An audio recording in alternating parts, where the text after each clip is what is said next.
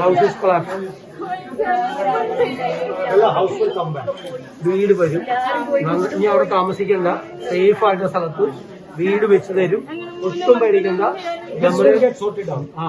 മാരേജും നടത്തും നന്നായിട്ട് ഭംഗിയായിട്ട്.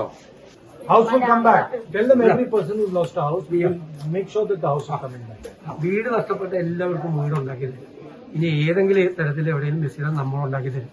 പ്രയാസം മനസ്സിൽ പ്രയാസം കൊണ്ട് നടക്കണ്ട, കൂടെ ഉണ്ടാവും എല്ലാ കാര്യത്തിലും.